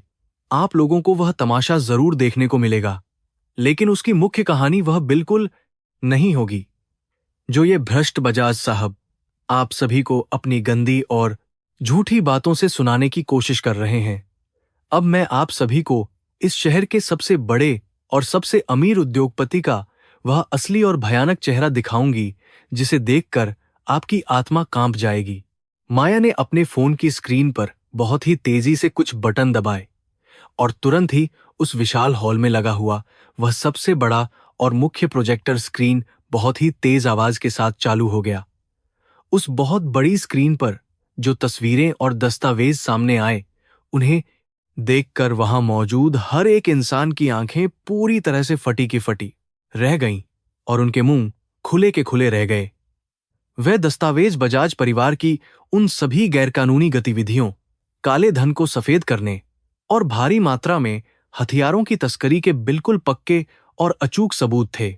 इससे पहले कि कोई भी इंसान वहां कुछ भी समझ पाता या श्रीमान बजाज अपनी कोई भी सफाई पेश कर पाते, स्क्रीन पर एक बहुत ही भयानक और चौंकाने वाला उच्च गुणवत्ता का वीडियो चलने लगा। यह वही वीडियो था जिसमें वह खूंखार हत्यारा अपने चेहरे पर खून लपेटे हुए जमीन पर पड़ा था और वह बहुत ही साफ शब्दों में बजाज परिवार का नाम और उनकी जानलेवा साजिश के बारे में बता रहा था। वीडियो में वह साफ कह रहा था कि बजाज ने उसे माया सिंघानिया को बहुत ही बेरहमी से जान से मारने के लिए करोड़ों रुपए की सुपारी दी थी।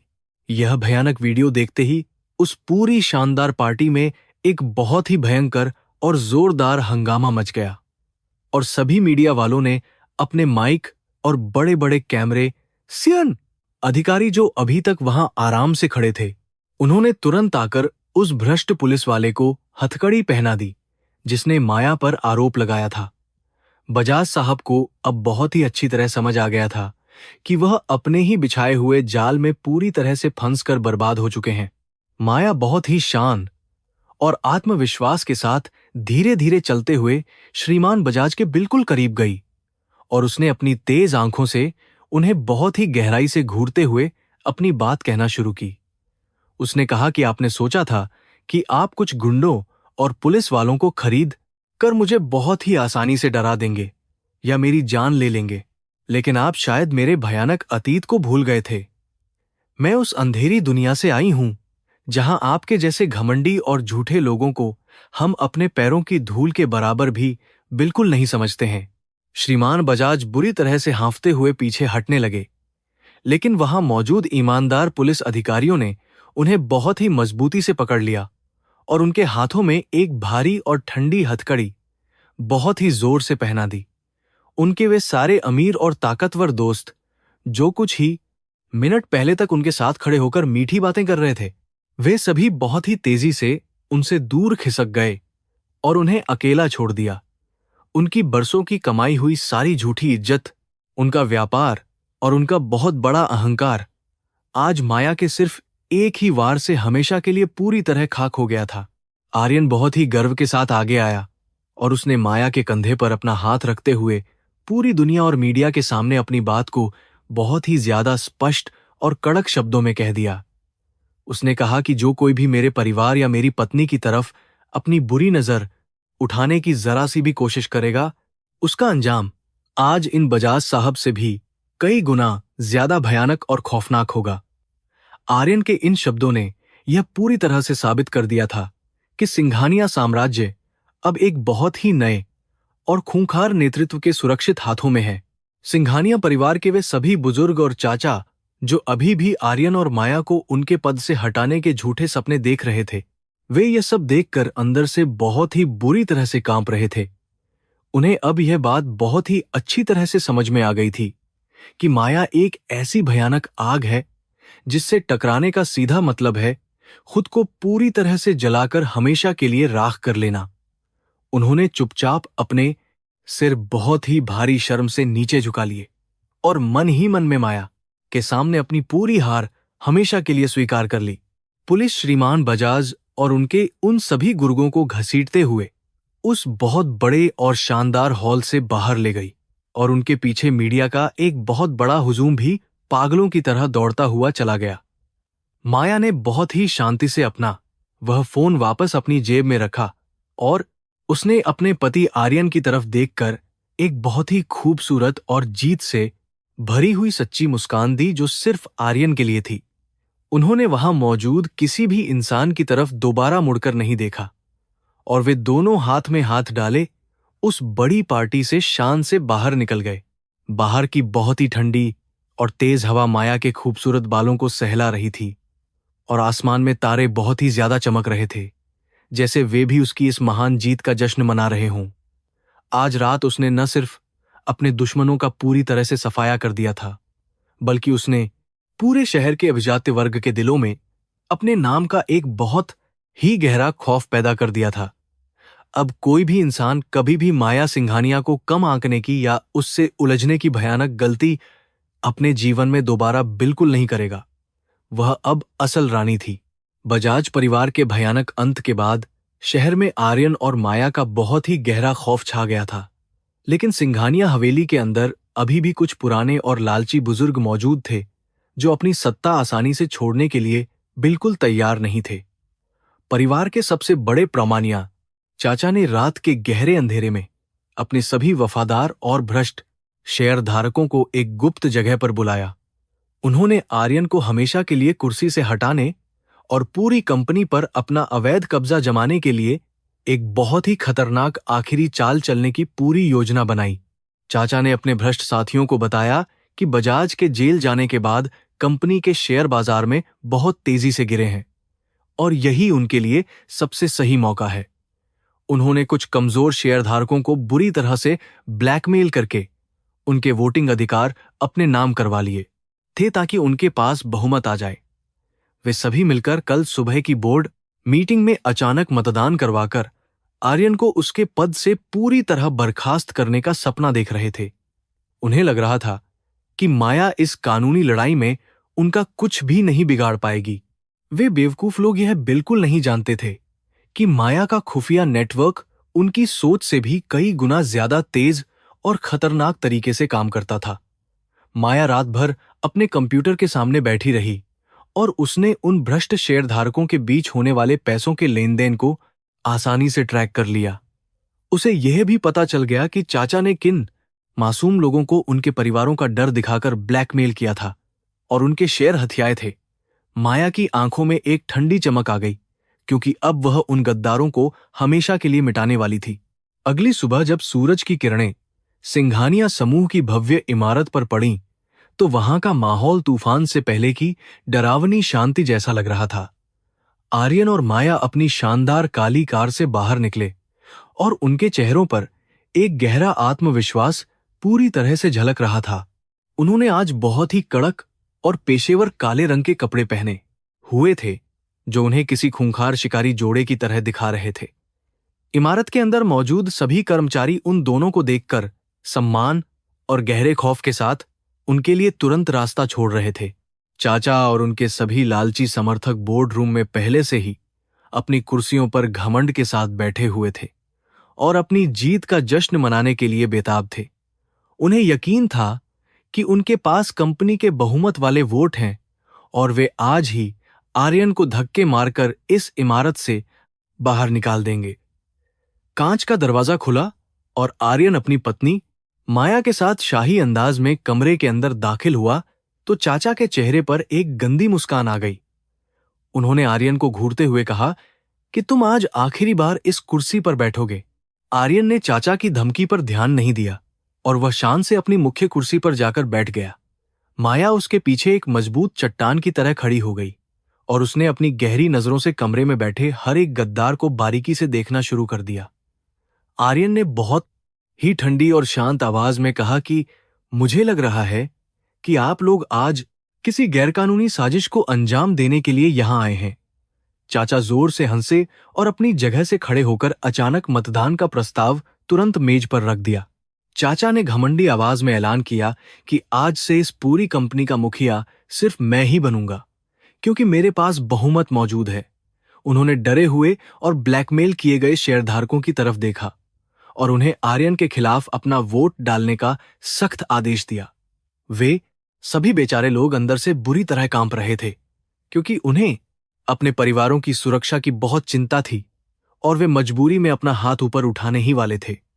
तभी माया ने अपनी दमदार आवाज से कमरे को हिला दिया और उन सभी को वहीं रुकने के लिए कहा। माया धीमी चाल चलते हुए चाचा के सामने आकर खड़ी हो गई और उसने उनके चेहरे को नफरत के साथ गहराई से देखा।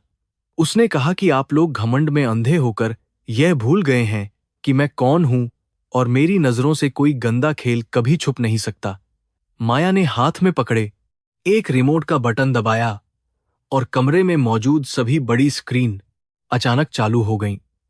उन स्क्रीन पर चाचा के गुंडों के वे वीडियो चलने लगे, जिनमें वे मासूम शेयरधारकों के परिवारों को हथियार दिखाकर जान से मारने की भयानक धमकियां दे रहे थे। वीडियो देखकर कमरे में मौजूद उन मजबूर शेयरधारकों की आंखों में आंसू आ गए, क्योंकि वे अपने परिवार के लिए डर रहे थे। लेकिन माया ने उन सभी की तरफ कोमलता और सहानुभूति के साथ देखा और उन्हें पूरी तरह शांत होने का इशारा किया। उसने अपनी मजबूत आवाज में बताया कि उसके बहुत खास आदमियों ने रात में ही उन सभी के परिवारों को चाचा के गुंडों की कैद से पूरी तरह आजाद करवा लिया है। अब वे सभी लोग बिल्कुल सुरक्षित हैं और किसी को भी चाचा की धमकियों से डरने की जरा सी भी जरूरत नहीं है। यह सुनते ही उन शेयरधारकों के चेहरों पर हिम्मत और नया जोश आ गया और उन्होंने चाचा की तरफ गहरे गुस्से से देखना शुरू कर दिया। चाचा की हालत अब बहुत खराब हो चुकी थी और उनके चेहरे का रंग उड़ चुका था, क्योंकि उनकी सबसे बड़ी चाल अब उल्टी पड़ चुकी थी। माया ने चाचा के पास जाकर बहुत ठंडी और खौफनाक आवाज में कहा कि आपने मेरे पति की पीठ में खंजर घोंपने की कोशिश की है, जिसकी सजा भयानक होती है। अब आप सभी गद्दारों को मेरी अदालत में अपने किए की बहुत भारी कीमत चुकानी होगी। माया ने अपने कोट की जेब से एक मोटा कानूनी दस्तावेज निकाला और उसे बहुत जोर से मेज पर चाचा के सामने फेंक दिया।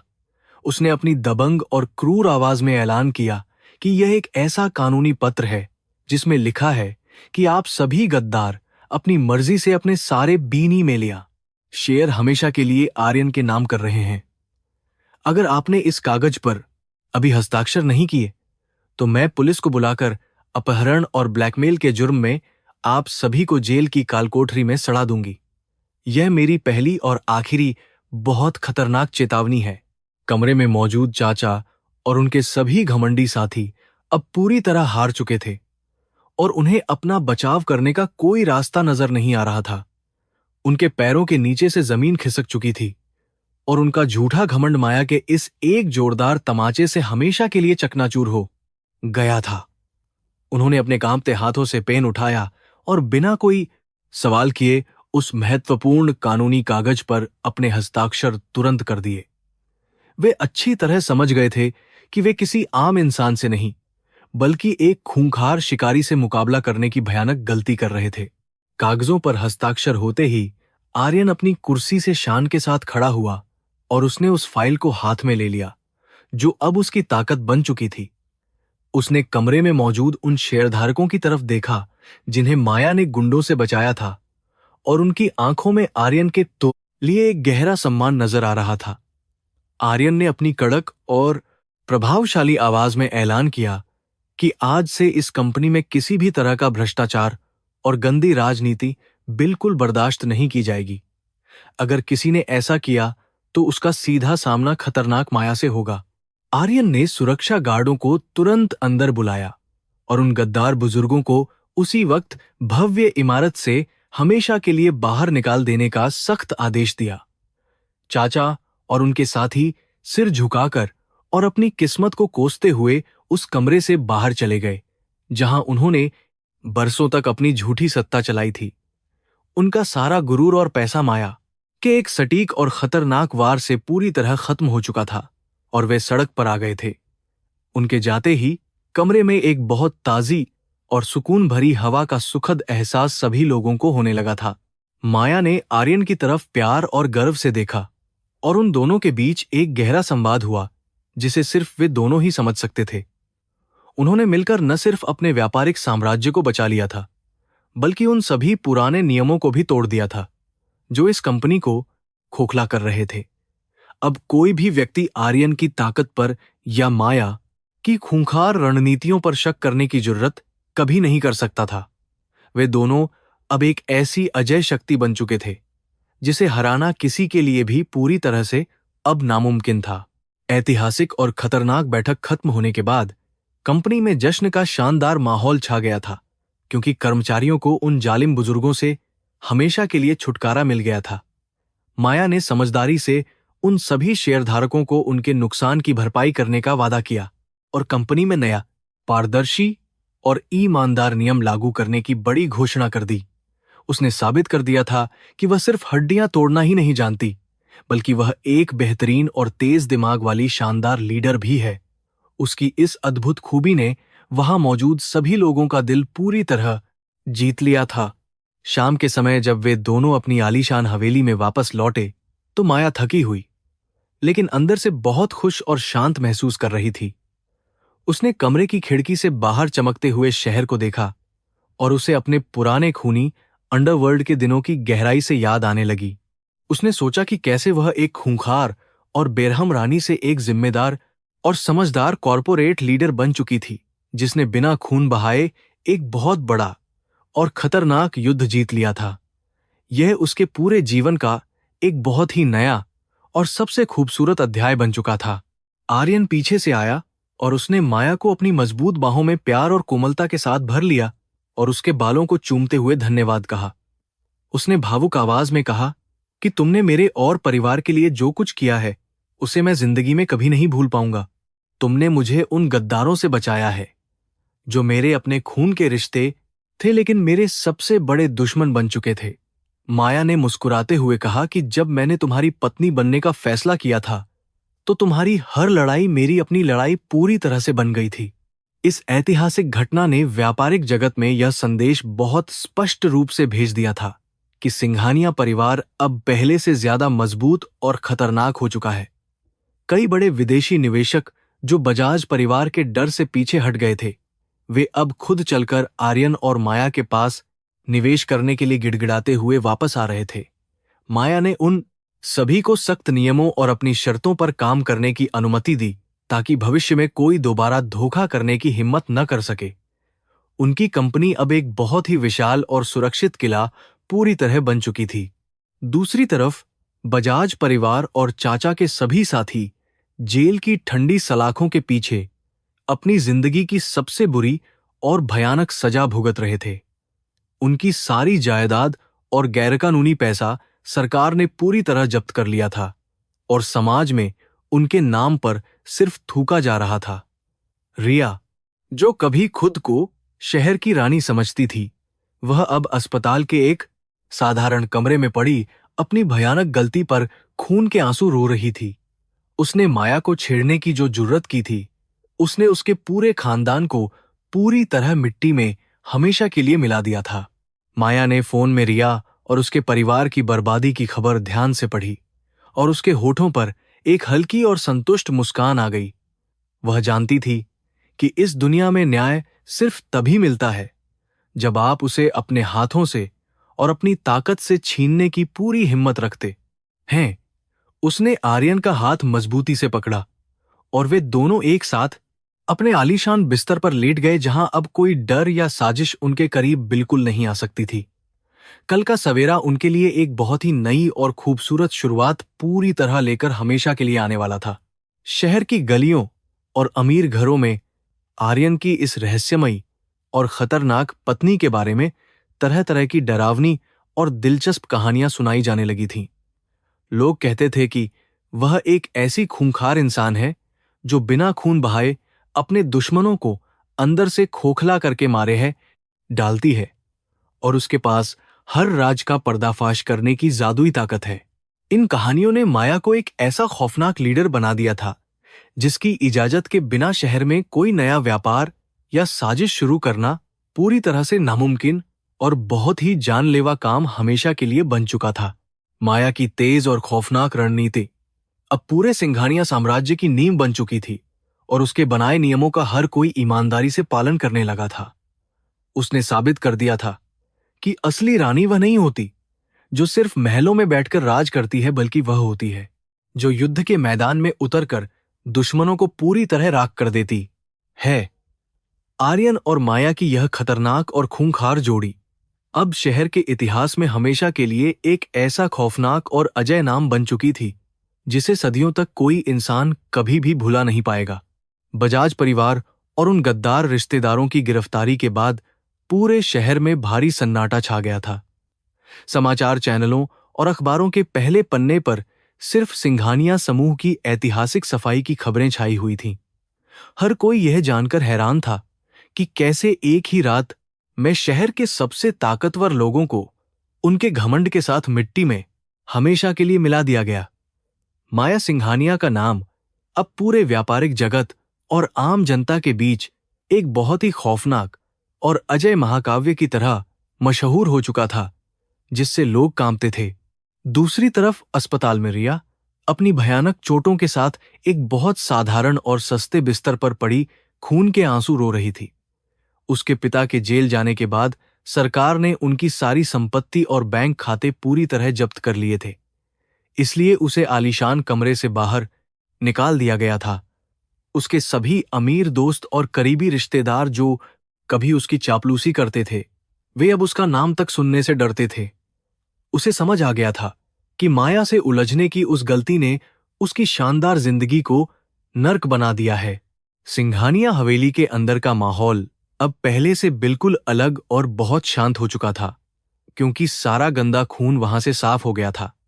बचे हुए परिवार के सदस्य अब माया को साधारण औरत नहीं, बल्कि अपने साम्राज्य की सबसे बड़ी और खूंखार रानी मानते थे और उसका गहरा सम्मान करते थे। जब माया सुबह नाश्ते के लिए उस विशाल मेज पर आती, तो घर के सभी बुजुर्ग सम्मान में तुरंत खड़े हो जाते थे। किसी की भी इतनी हिम्मत नहीं थी कि वह माया की किसी बात का जरा सा भी विरोध कर सके। आर्यन ने कंपनी के मुख्यालय में एक नई बोर्ड मीटिंग बुलाई, जिसमें सिर्फ वे ही लोग शामिल थे जो पूरी तरह से वफादार और ईमानदार थे। आर्यन ने बहुत गर्व के साथ अपनी कुर्सी से उठकर सभी को संबोधित किया और कहा कि हमारी कंपनी अब नई और मजबूत दिशा में आगे बढ़ेगी। उसने यह साफ कर दिया कि माया सिर्फ उसकी पत्नी ही नहीं, बल्कि इस साम्राज्य की बराबर की हिस्सेदार और रणनीतिकार भी है। सभी शेयरधारकों ने खड़े होकर तालियां बजाईं और उनके इस नए और शक्तिशाली नेतृत्व को अपनी पूरी वफादारी खुशी से दे दी। माया ने कंपनी के अंदर बहुत सारे नए और सख्त नियम लागू कर दिए थे, ताकि भविष्य में कोई भी व्यक्ति धोखा देने की हिम्मत न कर सके। उसने अपने पुराने खुफिया नेटवर्क के कुछ बहुत तेज और वफादार लोगों को कंपनी की सुरक्षा व्यवस्था और निगरानी का जिम्मा सौंप दिया था। जो लोग मेहनत और ईमानदारी से काम करते थे, उन्हें अच्छे इनाम दिए जाते थे, लेकिन भ्रष्ट लोगों को बिना किसी दया के बाहर निकाल दिया जाता था। इस तरह सिंघानिया समूह पहले से भी कई गुना ज्यादा मजबूत और अजय व्यापारिक किला बनकर उभर रहा था। शहर का मीडिया और बड़े पत्रकार अब माया की झलक पाने और उसका इंटरव्यू लेने के लिए हवेली के बाहर बहुत बेसब्री से इंतजार करते रहते थे। वे जानते थे कि माया की कहानी किसी फिल्म से ज्यादा रोमांचक है, लेकिन माया कभी मीडिया के सामने आकर अपना दिखावा बिल्कुल नहीं करती थी। वह अपने काम को बहुत खामोशी और गहराई से करना पसंद करती थी, और उसकी यही खामोशी दुश्मनों के दिलों में खौफनाक डर पैदा करती थी। लोग उसे एक ऐसी रहस्यमयी देवी मानने लगे थे जो न्याय और सजा दोनों अपने हाथों से तुरंत देती है। इतने बड़े महायुद्ध को जीतने के बाद एक खूबसूरत और शांत शाम को माया अपनी हवेली की सबसे ऊपरी और शानदार बालकनी में खड़ी हुई थी। आसमान साफ था और शहर की जगमगाती रोशनियां बहुत नीचे एक खूबसूरत कालीन की तरह बिछी हुई नजर आ रही थीं, जो शांति का प्रतीक थीं। माया के हाथ में एक बहुत महंगी और पुरानी रेड वाइन का गिलास था और उसके चेहरे पर एक गहरी संतुष्टि थी, जो उसने पहले कभी महसूस नहीं की थी। आज उसे लग रहा था कि उसने अपनी उस खतरनाक दुनिया को बहुत पीछे छोड़ दिया है। उसी समय आर्यन बहुत धीमी चाल चलते हुए पीछे से आया और उसने अपने मजबूत हाथों से माया की कमर को बहुत प्यार से पकड़ लिया। उसने अपनी ठुड्डी को माया के नाजुक कंधे पर रखा और शहर के उस खूबसूरत नज़ारे को देखते हुए बहुत गहरी और सुकून भरी सांस ली, जो उनके प्यार को दर्शाती थी। आर्यन ने बहुत कोमल आवाज में कहा कि मैंने कभी सपने में भी नहीं सोचा था कि तुम मेरी जिंदगी को इतनी खूबसूरती और ताकत के साथ बदल दोगी। तुम सच में मेरे दिल की एकमात्र असली रानी हो। माया ने अपने वाइन के गिलास को किनारे पर रख दिया और आराम से आर्यन की तरफ मुड़कर उसकी गहरी और चमकीली आंखों में बहुत प्यार से देखा। उसने आर्यन के चेहरे को अपने हाथों में लिया और कहा कि जब मैं उस खूनी दुनिया में थी तो मैं सिर्फ अपने जिंदा रहने के लिए रोज लड़ती थी, लेकिन तुम्हारे प्यार ने मुझे एक नया और खूबसूरत मकसद दिया है और अब मैं सिर्फ हमारे इस परिवार की सुरक्षा के लिए लड़ती हूं। जब तक मेरे शरीर में सांस है तब तक कोई भी तुम्हें बिल्कुल नुकसान नहीं पहुंचा सकता। आर्यन ने माया की इन खूबसूरत और वफादार बातों को सुनकर उसे अपनी बाहों में और भी ज्यादा मजबूती के साथ भर लिया और उसके होठों को प्यार से चूम लिया। यह चुंबन उन दोनों के बीच के उस बहुत गहरे और अटूट रिश्ते की सबसे बड़ी मोहर थी, जिसे दुनिया की कोई भी ताकत अब कभी तोड़ नहीं सकती थी। वे दोनों अब सिर्फ पति पत्नी नहीं थे, बल्कि एक ऐसी खूंखार टीम बन चुके थे जिन्होंने मिलकर अपने दुश्मनों को मिट्टी में मिला दिया था। उनका प्यार उस भयंकर युद्ध के बाद खिलने वाला सबसे सुंदर फूल था। माया ने अपना सिर आर्यन के चौड़े सीने पर रख दिया और ठंडी हवा को महसूस करते हुए अपनी आंखें बहुत ही शांति से पूरी तरह बंद कर लीं। उसे वह पहला दिन याद आ रहा था जब उसने इस हवेली में अपना कदम रखा था और रिया ने उसे जलील करने की भयानक कोशिश की थी। उस दिन उसने रिया को जो जोरदार मुक्का मारा था, उसने न सिर्फ रिया का जबड़ा तोड़ा था, बल्कि परिवार के झूठे घमंड को भी हमेशा के लिए तोड़ दिया था। वह मुक्का उनके इस नए साम्राज्य की सबसे मजबूत पहली ईंट था। अब पूरे देश में सिंघानिया समूह का नाम सिर्फ पैसे के लिए ही नहीं, बल्कि उनके खौफनाक और सख्त उसूलों के लिए भी बहुत अच्छी तरह से जाना जाता था। हर कोई यह बात जानता था कि आर्यन का दिमाग तेज है और माया की ताकत तथा उसकी रणनीतियां किसी भी दुश्मन के लिए बहुत ज्यादा जानलेवा हैं। जिन लोगों ने शुरुआत में माया को एक कमजोर औरत समझकर बड़ी भूल की थी, वे अब उसे प्रेरणा मानते थे और उसके जैसा बनने के सपने देखते थे। माया ने दिखा दिया था कि असली ताकत हमेशा इंसान के पक्के इरादों में होती है। माया ने बालकनी से शहर की उन ऊंची इमारतों की तरफ देखा और मन ही मन में एक पक्का और मजबूत वादा खुद से और अपने पति आर्यन से किया। उसने तय किया कि वह कभी भी किसी बेकसूर इंसान पर अपने इस अपार पैसे और असीमित ताकत का जरा सा भी गलत इस्तेमाल अपनी जिंदगी में बिल्कुल नहीं करेगी। लेकिन अगर कोई दुश्मन उनके इस शांति भरे जीवन में जहर घोलने की या परिवार को नुकसान पहुंचाने की कोशिश करेगा तो वह उसे नहीं छोड़ेगी। वह शहर के लिए रक्षक और अपराधियों के लिए मौत की खौफनाक देवी बन चुकी थी। माया का वह पुराना और खतरनाक अंडरवर्ल्ड खुफिया नेटवर्क भी अब पूरी तरह बदल चुका था और वह सिर्फ सिंघानिया साम्राज्य की रक्षा के लिए ही अपना काम करता था। उसके पुराने खूंखार साथी अब उसके बहुत वफादार कर्मचारी बन चुके थे, जिन्हें एक बहुत सम्मानजनक और अच्छी जिंदगी जीने का खूबसूरत मौका माया की वजह से मिला था। वे लोग माया को भगवान मानते थे और उसके एक इशारे पर किसी भी दुश्मन की जान लेने या अपनी जान देने के लिए हमेशा तैयार रहते थे। माया ने अपने अतीत के उन सभी अंधेरों को शानदार रोशनी में बदल दिया था।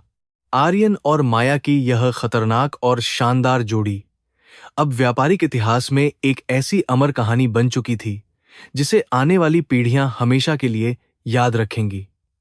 उन्होंने यह साबित कर दिया था कि जब दो अलग अलग दुनिया के लोग एक दूसरे का सच्चा प्यार और अटूट भरोसा पूरी तरह से जीत लेते हैं तो हमेशा चमत्कार होता है। उनकी ताकत एक दूसरे से जुड़कर इतनी ज्यादा विशाल हो गई थी कि कोई भी पहाड़ उन्हें उनके रास्ते से बिल्कुल नहीं हिला सकता था। वे दोनों एक ही सिक्के के दो बेहद जरूरी और शक्तिशाली पहलू हमेशा के लिए बन गए थे।